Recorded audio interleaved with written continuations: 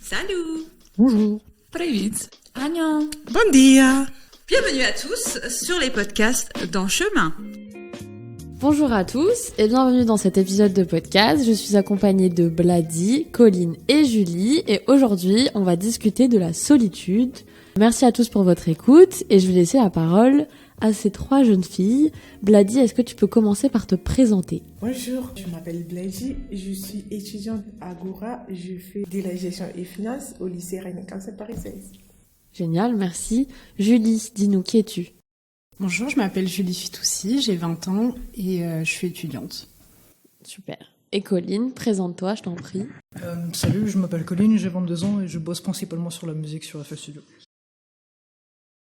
Alors, Blady nous a préparé un long sujet sur la solitude et l'objectif c'est que ces trois jeunes filles en discutent. Donc je vais leur laisser la parole. C'est Blady qui va commencer avec tout ce qu'elle nous a préparé. Merci, je vais introduire mon thème avec une question. Et j'aimerais savoir si les manques d'amour créent un vide en nous. Et je me demande si ce vide, c'est la cause de la solitude. La plupart du temps, quand on a un gros manque d'affection au sein d'une famille, on a plus tendance à se tourner vers la solitude parce que c'est un moyen de se reconstruire plus ou moins. Vu que les gens qui sont censés s'occuper de nous n'ont pas ce rôle-là, ben autant prendre ce rôle nous-mêmes. Et Julie, t'en penses quoi ? Moi, dans ma vie, j'ai beaucoup ressenti un sentiment de solitude et j'ai toujours essayé de comprendre d'où il venait.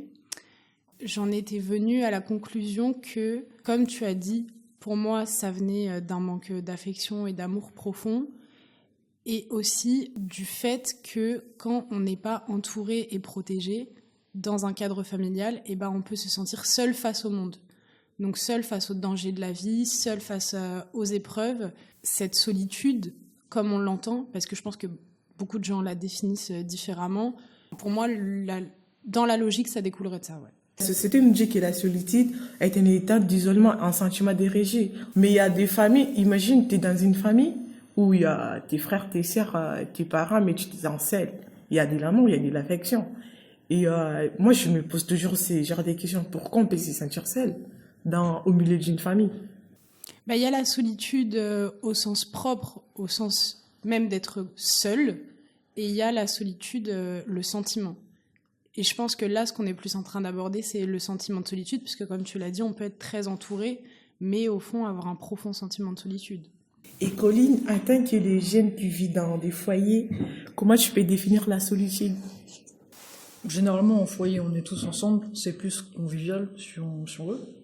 Mais comme on a chacun un parcours différent et des raisons pour lesquelles on est en foyer qui sont différentes, se regrouper sur un même sujet, c'est souvent très compliqué. Donc les éducateurs font des activités pour qu'on puisse se retrouver et partager là-dessus, se connecter et être un peu plus sociable.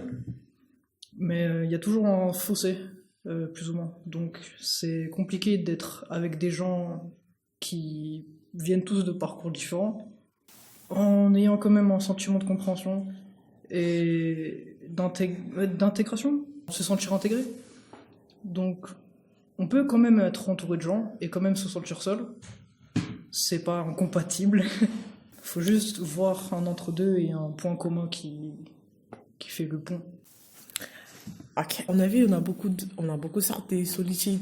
Et là, aujourd'hui, on va parler des solitudes subies et choisies. Parce que là, par la définition, on voit que la solitude subie, c'est un sentiment d'isolement et de manque de lien avec les autres. Et aujourd'hui, j'aimerais savoir si Julie, ça t'est déjà arrivé. Comment tu t'es sentie ?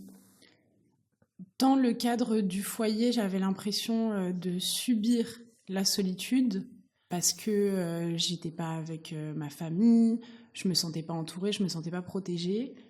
Mais dans mon cas personnel, la solitude choisie, pour moi, c'est un peu un combat. Dans le sens où je me sens seule, mais au fond, et dans les faits, je ne le suis pas.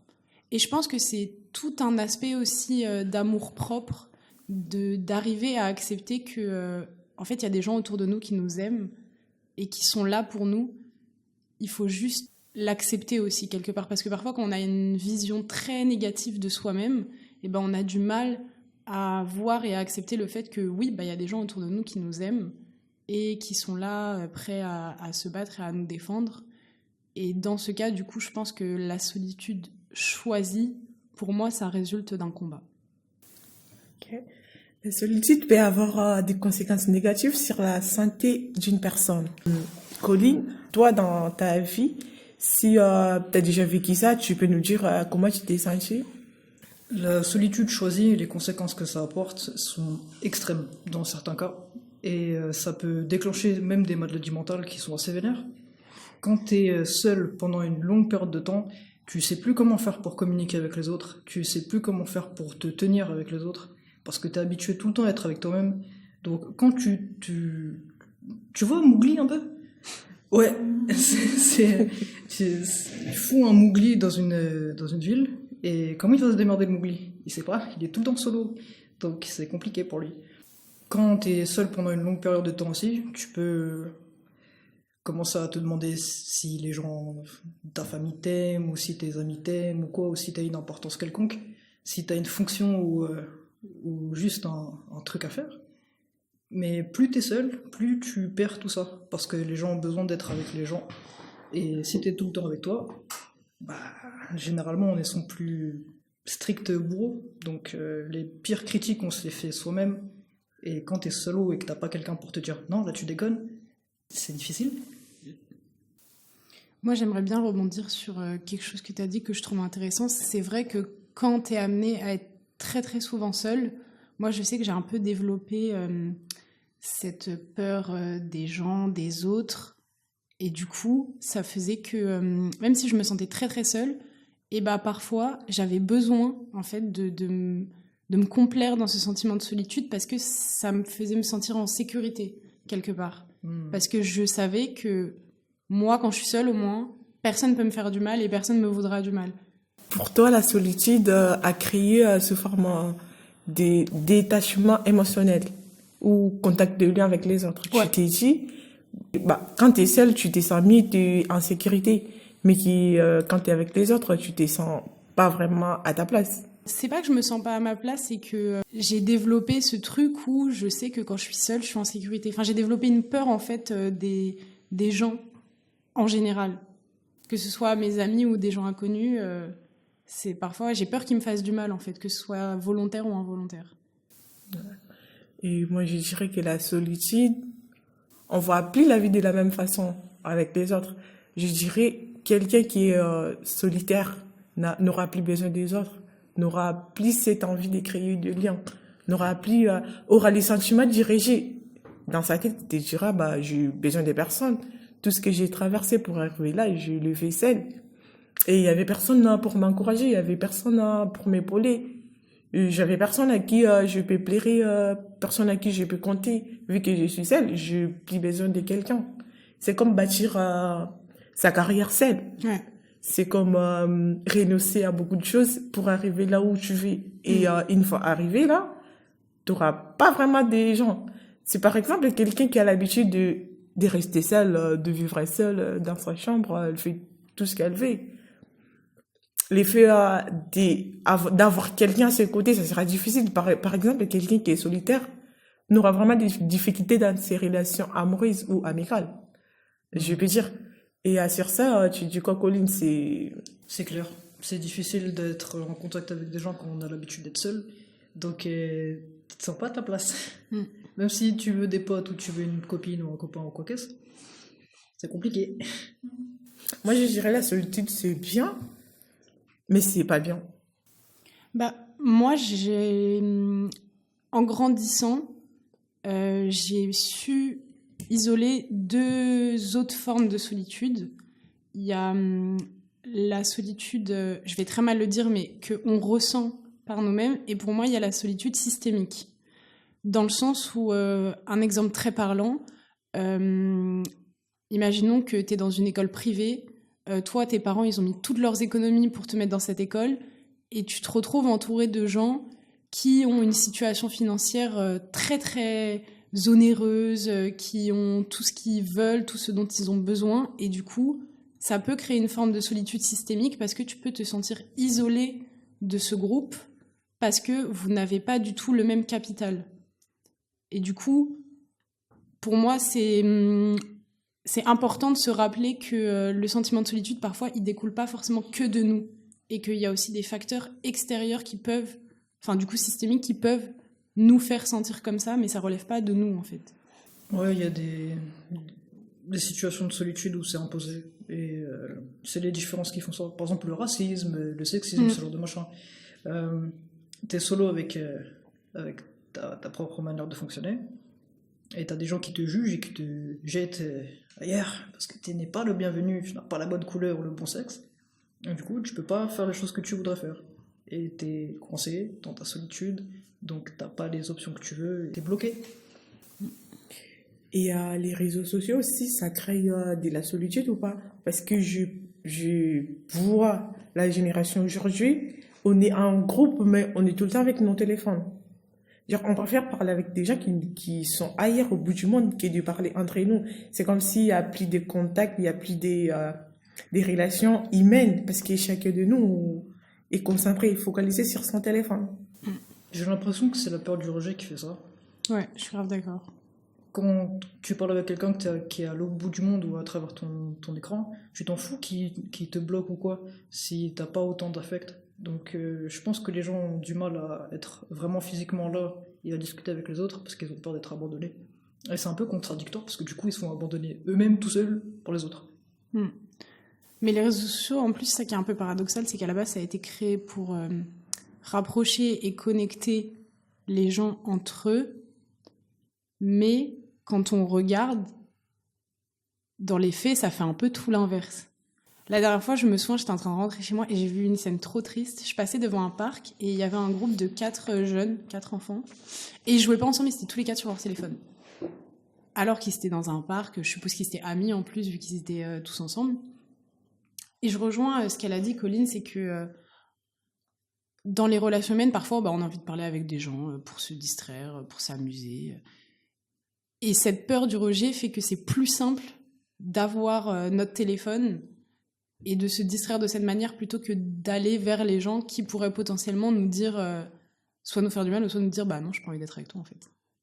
Ok. Il y a le docteur américain John qui a dit que la solitude, c'est le fait de manquer de liens sociaux.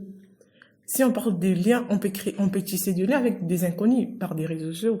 Parce que je vois, il y a des potes, il y a des amis qui sont 10 000 abonnés, ils ont beaucoup de messages tous les jours, mais en gros, ils s'essentiels. C'est parlant comme des artistes, des célébrités. Ils ont l'argent, ils ont la famille, ils ont des fans, mais des fois, ils s'essentiels. Il y a seul même qui arrivent à se suicider. Et qu'est-ce qui peuvent pousser des gens qui ont tout, on peut dire tout, pour être heureux ou heureuse? Et pourquoi ils peuvent avoir à lui penser de se suicider? Je pense que c'est le manque de relations purement intimes, en fait. Parce qu'on peut avoir... c'est des relations parasociales avec les réseaux sociaux. Eux, certes, ils sont très connus, ils sont adulés, mais ils connaissent pas les gens qui les ont rendus connus et qui les adulent. Du coup, ils n'ont pas vraiment de lien intime et profond avec eux.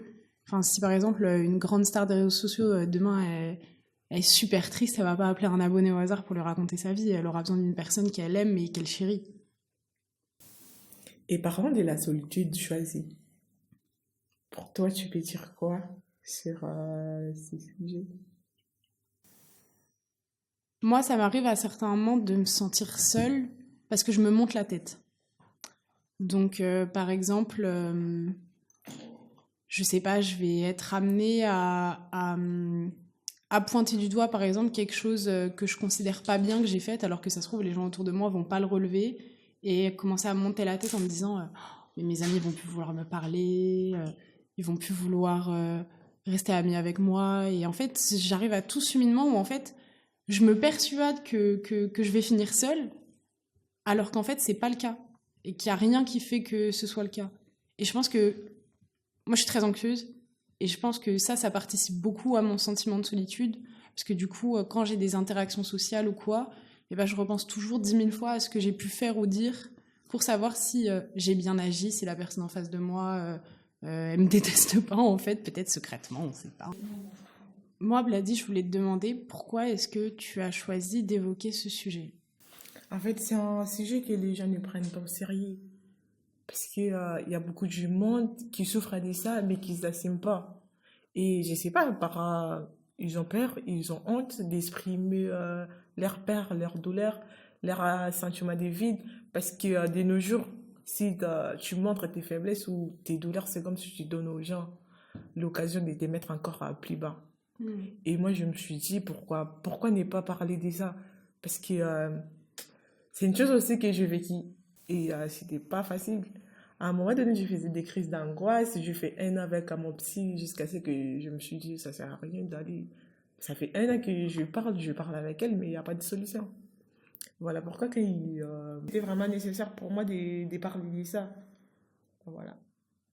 Donc tu l'as choisi un peu pour te libérer quelque part. Je dirais pour partager aussi mon vécu. Je me reconnais aussi dans la situation, donc c'est pas mal en fait. De partager un moment, un sentiment vulnérable, mais de voir qu'il y a d'autres gens qui sont dans le même cas. En vrai, on peut juste partager les trucs qui nous font chier et voir que les autres ont les mêmes problèmes. Et ça dédramatise un peu le truc. Et du coup, on a moins mal et on est moins solo. Ouais. Et moi, je dirais que l'effet d'être seul, c'est pas forcément être seul sans lien. On peut avoir des liens, mais c'est sentir seul. La solitude choisie, c'est pas vraiment qu'on les choisit par nous-mêmes. Les autres sont poussés. Il a subi d'autres choses qui l'a poussé à choisir la solitude comme son seul refuge. Ils disent, ouais, c'est mieux que je reste seule, que je sois accompagnée, que je sois avec des personnes. Par exemple, les gens qui se sentent toujours, qui sont toujours humiliés dans un groupe, qui ont pas vraiment, leurs paroles n'ont pas vraiment d'impact sur les autres. Ils se disent, je trouve pas mon importance de rester avec vous, ou je trouve pas l'importance de parler avec des gens qui ne me valorisent pas. Et du coup, ils choisissent la solitude comme leur refuge, comme la seule chose dont elle se sentira mieux, je peux dire. Est-ce que toi, via les recherches que tu as fait pour ton podcast sur le sujet de la solitude, grâce aux informations que tu as trouvées, est-ce que tu as eu l'impression de plus réussir à dompter ce sentiment ou d'avoir eu des révélations via ce que tu as pu trouver? Oui, je dirais oui, parce qu'il y a des docteurs qui ont élaboré aussi le sujet. 38 ou 40% des gens qui meurent à cause de la solitude, c'est beaucoup. Et il y a des gens qui prennent la guerre, la famine comme des thèmes vraiment importants et ils ignorent que la solitude aussi, c'est quelque chose qui tue des gens du jour au jour. Pourquoi? Parce qu'il y a d'autres personnes qui se sentent seules. Moi, je suis seule. Je peux dire que moi, la solitude, pour moi, c'est l'outil qui m'a poussée à devenir ce que je suis aujourd'hui. Mais il y a des autres qui sont pas vraiment à la capacité que j'ai. Ils ont pas supporté la solitude. Et ils se sont mis des trucs comme des drogues, à se suicider, à faire de n'importe quoi. Est-ce que du coup, toi, ta solution un peu pour contrer ça, c'est justement te documenter sur le sujet et essayer de vraiment comprendre plutôt que, comme tu le dis, prendre de la drogue ou aller fréquenter plein de gens? Je dirais, fréquenter les autres, c'est pas vraiment la solution. Ça fait partie des solutions, mais c'est pas vraiment la solution. Je peux te fréquenter, quand je suis avec toi, je me sens bien. Et quand je serai seule, je me sentirai comment? Je peux prendre des trucs pour oublier ma douleur. Voilà, j'ai dit, il faut pas prendre des trucs pour oublier la douleur, mais il faut accepter la douleur et se poser des questions, quoi faire pour surmonter cette douleur ou pour mettre fin à cette douleur. On peut pas dire que ouais, je me sens mal, mais j'ai fait comme si je me sens pas mal. Là, je suis avec vous, tout est ok, mais quand je resterai chez moi, c'est la nuit. Ouais. Les gens qui utilisent ce genre d'échappatoire, je pense que c'est parce que c'est trop dur pour eux d'affronter le problème. Ils le connaissent, ils connaissent les racines du problème, mais l'affronter en tant que tel, peut-être que c'est trop dur pour eux. Moi, je dis, si tu affrontes, à un moment donné, tu vas t'habituer, ça va te pousser à développer des capacités. Tu vas dire, ouais, hier, la chose me faisait mal. Aujourd'hui, ça me pousse à aller de l'avance. Ça me pousse à devenir quelqu'un de bien. Ça me pousse à devenir meilleur que moi-même, de me surmonter, de me surpasser de ce que j'étais hier. Par exemple, si moi, j'ai mal, je me sens seule et je prends de la drogue, à un moment donné, il y aura toujours ma douleur. Mais si j'apprends ma douleur comme l'outil qui va me pousser à aller de l'avance, qui va me pousser à devenir quelqu'un, à un moment donné, je dirais que grâce à la solitude que je suis ce que je suis. C'est grâce à la solitude que je suis là où je suis. S'il n'y avait pas la solitude, peut-être j'allais même pas me donner de l'importance. J'allais même pas faire des efforts, je dirais. J'allais même pas j'allais vivre la vie comme tout le monde. Peut-être l'occasion que j'ai aujourd'hui, j'allais pas avoir. Ouais, donc je pense qu'on peut en conclure que, en fait, c'est une question de choix. C'est le choix de subir la douleur ou le choix de combattre la douleur. Oui, je dirais ça. Dans les deux cas, c'est douloureux. C'est douloureux, mais il faut dire que non, j'ai choisi quelque chose, malgré la douleur, ça va m'apporter quelque chose de positif, qui est de dire, ouais, vu que je me sens mal. C'est comme les gens qui disent, ouais, vu que moi, on m'a blessé, je dois aussi blesser les autres. En blessant les autres, tu te blesses encore. Mais c'est mieux de dire, ouais, moi, on m'a blessé, mais je vais faire en sorte que je ne blesse plus les autres. Et je vais faire en sorte que cette douleur me donne une leçon, m'apprend des trucs sur l'avenir. Le truc le plus difficile avec tout ça, c'est ne pas reproduire ce qu'on a subi. Merci les filles pour votre partage d'expérience. C'était très intéressant, très enrichissant. Et je pense que Blady t'a donné une belle conclusion à cet épisode. Donc on a vu un petit peu les émotions qu'on pouvait ressentir, les situations dans lesquelles on peut se sentir seul. Et une des belles manières de combattre la solitude et de pas laisser la solitude nous bouffer la vie, c'est de s'en servir pour devenir quelqu'un qui nous plaît, qui fait du bien autour de lui et qui se sent bien. Et ça, je pense que c'est vraiment le chemin à suivre. Donc merci les filles, et puis on se retrouve bientôt pour un nouvel épisode du podcast. Merci. Merci.